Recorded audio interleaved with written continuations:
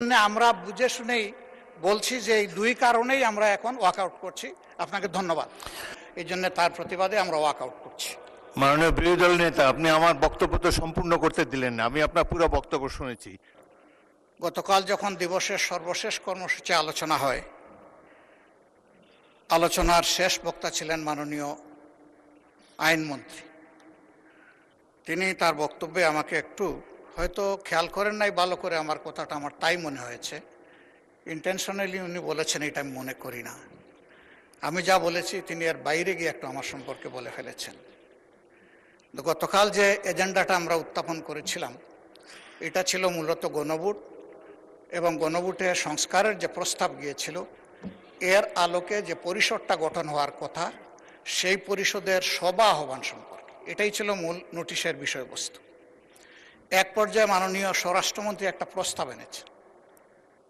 এই প্রস্তাবে আমার বক্তব্যে আমি রেসপন্স দিতে গিয়ে বলেছিলাম, যেহেতু আলোচনাটা হয়েছে সংস্কার পরিষদের উপর, যদি এইটাকে কেন্দ্র করে কোনো কমিটি, বিশেষ কমিটি গঠন হয় তাহলে আমরা ইতিবাচকভাবে সেটা ভেবে দেখব।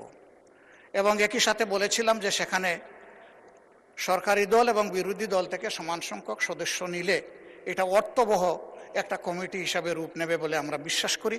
যেহেতু আমরা এখানে এসেছি সংকট নিরসনের জন্য, সংকট তৈরির জন্য নয়। এর উত্তরে তিনি তার কথা বলেছেন। আমার বক্তব্য যেহেতু আগে হয়ে গেছে, বিষয়টা আমি ক্লারিফাই করলাম। কিন্তু যেহেতু এটা জন আকাঙ্ক্ষার বিষয়, গণভোটের বিষয়, প্রায় 70% মানুষের রায়ের বিষয়, আমরা প্রত্যাশা করেছিলাম যে আপনার মাধ্যমে প্রতিকার পাব এবং সিদ্ধান্তের জন্য আমি আপনাকে আহ্বান জানিয়েছিলাম। কিন্তু কোনো সিদ্ধান্ত হলো কিনা আমি বুঝতে পারি নাই। এই বিষয়টা আপনার কাছ থেকে আমি স্পষ্ট জানতে চাই। ধন্যবাদ মাননীয় স্পিকার। মাননীয় বিরোধী দলের নেতা, কালকের প্রস্তাবটি ছিল একটি মুলতবি প্রস্তাব। এটি আমার অনুপস্থিতিতে গৃহীত হয়েছিল।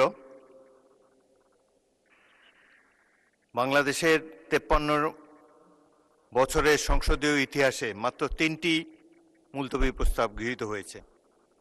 একটি জনাব আনোয়ার হোসেন মঞ্জুর, অপরটি ছিল গ্রেনেড হামলা সম্পর্কিত, আর একটি ছিল নূর ইসলাম মনির কোস্টগার্ড সম্পর্কিত। বছর পর বছর চলে যায়, কোনো মুলতবি প্রস্তাব গৃহীত হয় না সংসদে। তারপরেও প্রাণবন্ত আলোচনার জন্যে ডেপুটি স্পিকারের সভাপতিত্বে মুলতবি প্রস্তাবটি গ্রহণ করা হয়েছিল।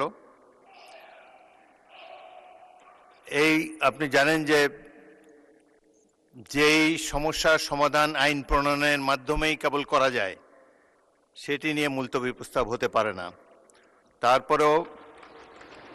তারপরেও উদারভাবে বিরোধী দলকে কথা বলার সুযোগ দেবার জন্যে এটি গ্রহণ করা হয়েছে। আরও একটি আমি বলতে চাই, এই সম্পর্কিত আরও একটি নোটিশ, আরও একটি মুলতবি প্রস্তাবের নোটিশ আজকে আমরা বিবেচনা করব। আপনাদের মধ্যে যদি কোনো কথা বলার বাকি থাকে, আমি বলেছিলাম যে বাকি কথা হলে আগামীকাল হবে, আজকেও আপনারা যদি প্রয়োজন হয় সেই নোটিশটি সম্পর্কে যখন আলাপ আলোচনা করব, আপনাদের আরও যদি বক্তব্য থাকে কথা বলার অবারিত সুযোগ আপনারা পাবেন। এটি একটি জাতীয় সমস্যা, যত গুরুত্বপূর্ণ বিষয় আছে আমরা আশা করি ট্রেজারি বেঞ্চ এবং বিরোধী দল মিলে খোলাখুলিভাবে কথাবার্তা বলে সংসদে প্রাণবন্ত আলোচনার মাধ্যমে আপনারা সিদ্ধান্ত নেবেন, সেই সুযোগ আপনাদের রয়েছে। এটি মহান হাউস অব দি পিপল, আপনারাই ডিসাইড করবেন রুলস অফ প্রসিডিওর অনুসারে আমরা যাতে পরিচালিত হতে পারি। তো আমি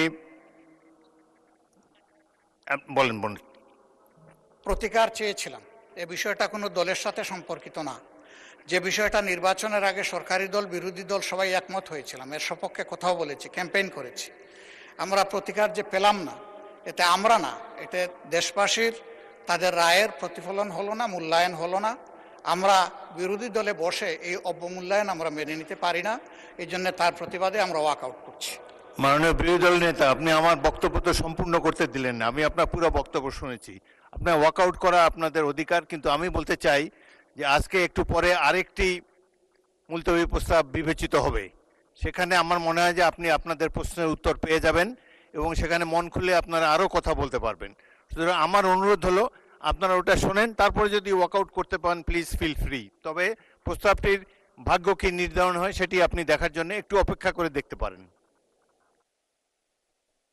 বিরোধী দলের নেতাকে মাইক দেন। হ্যাঁ, ওই নোটিশটাও আমাদের নজরে আগে কিছুটা এসেছে এবং আমরা মনে করি যে মূল নোটিশকে চাপা দেওয়ার জন্য ওই নোটিশটা সামনে আনা হয়েছে। এই জন্য দুইটার প্রতিবাদেই আমরা এই সংসদ থেকে আপাতত মাননীয় বিরোধী দলের নেতা, ধন্যবাদ মাননীয় নোটিশই তো উত্থাপন হয়নি, আপনি কি করে বুঝলেন কোনটা চাপা দেওয়ার জন্য এটা করা হচ্ছে?